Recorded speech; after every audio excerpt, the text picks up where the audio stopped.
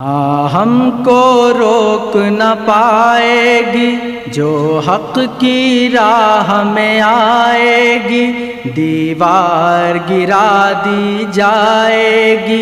ہم السلام علیکم ورحمۃ اللہ وبرکاتہ۔ انجینئر مرزا جہلمی صاحب نہ تو عالم ہیں اور نہ ہی انہوں نے کسی صاحب علم سے تربیت حاصل کی ہے۔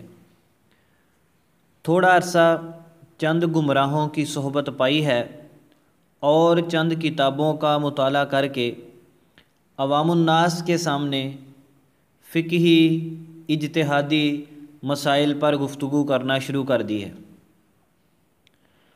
اور جب مرزا صاحب سے پوچھا جاتا ہے کہ آپ کے پاس تو سند نہیں ہے، آپ تو عالم نہیں ہیں، آپ عوام الناس میں اتنے حساس قسم کے مسائل کیوں بیان کرتے ہیں، تو وہ کبھی آئنسٹائن کی مثال دیتے ہیں، کبھی کوئی اور بات کہہ کر اپنی جان چھڑانے کی کوشش کرتے ہیں۔ کیونکہ انجینئر مرزا جہلمی صاحب نہ تو عالم ہیں اور نہ ہی انہوں نے کسی عالم سے تربیت حاصل کی ہے، لہذا ان کی کسی تحقیق کا، کسی بیان کا کوئی اعتبار نہیں ہے۔ ہم عوام الناس سے گزارش کرتے ہیں کہ آپ ان کے بیانات سے بچ کے رہیں، ورنہ وہ بیانات آپ کے لیے گمراہی کا ذریعہ بن جائیں گے۔ اس پر ہم چند دلائل آپ کے سامنے پیش کرتے ہیں، سنیے۔ ہمارے سامنے کتاب ہے صحیح بخاری۔ حضرت امام بخاری رحمۃ اللہ علیہ فرماتے ہیں، وقال النبی صلی اللہ علیہ وسلم من یرد اللہ بہ خیرا یفقہہ فی الدین وانما العلم بالتعلم۔ نبی پاک صلی اللہ علیہ وسلم نے ارشاد فرمایا کہ اللہ جس شخص کے ساتھ بھلائی کا ارادہ فرماتے ہیں اسے دین کی سمجھ عطا فرماتے ہیں، اور علم تو سیکھنے کے ساتھ حاصل ہوتا ہے۔ یہ جو اس حدیث مبارکہ کا دوسرا جملہ ہے وَإِنَّمَا الْعِلْمُ بِالتَّعَلُّمِ، اس کو آپ نے غور سے ابھی دیکھ لیں، پھر اس کے بعد اس کی تحقیق اور تشریح آپ کے سامنے پیش کرتے ہیں۔ صحیح بخاری جلد نمبر 1 صفحہ نمبر 24۔ صحیح بخاری کی مشہور ترین شرح ہے فتح الباری، جس کو علامہ ابن حجر عسقلانی رحمۃ اللہ علیہ نے لکھا ہے۔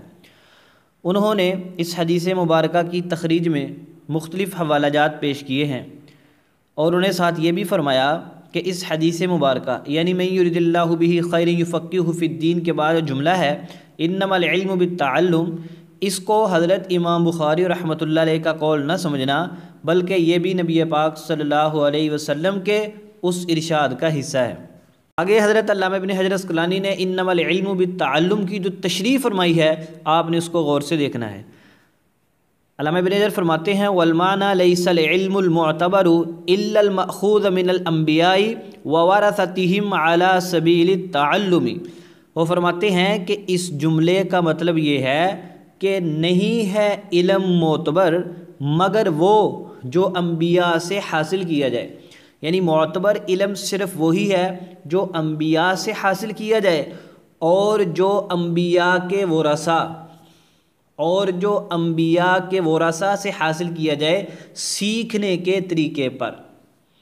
یہ انتہائی قابل غور جملہ ہے کہ مطلب یہ ہے کہ علم وہ معتبر ہے جو انبیاء سے حاصل کیا جائے، اور وہ جو انبیاء کے ورثہ یعنی علماء سے سیکھ کر حاصل کیا جائے۔ ان دونوں علموں کا اعتبار ہوگا، انبیاء سے لیا ہوا، علماء سے لیا ہوا سیکھ کر، ان کے علاوہ کسی علم کا کوئی اعتبار نہیں ہوگا۔ یہ علامہ ابن حجر عسقلانی رحمۃ اللہ علیہ نے اس جملے کی تشریح فرمائی ہے۔ اب چونکہ مرزا صاحب کا علم یہ انہوں نے کسی عالم سے حاصل نہیں کیا، اور نہ ہی ان کو کسی عالم کی سرپرستی حاصل ہے، اور نہ ہی ان سے کسی عالم نے یہ بات کہی ہے کہ آپ دینی مسائل، فقہی مسائل، اجتہادی مسائل کو آگے بیان کر سکتے ہیں، اس لیے ان کے لیے ذرہ بھی گنجائش نہیں ہے کہ اس طرح کے مسائل میں عوام الناس کو پھنسا کر امت کو ایک نئے فتنے میں ڈال دیں۔ علم وہ معتبر ہے جو انبیاء سے حاصل ہو، اور وہ معتبر ہے جو انبیاء کے ورثہ یعنی علماء سے سیکھ کر آگے بیان کیا جائے۔ حوالہ نمبر 2 سنیے۔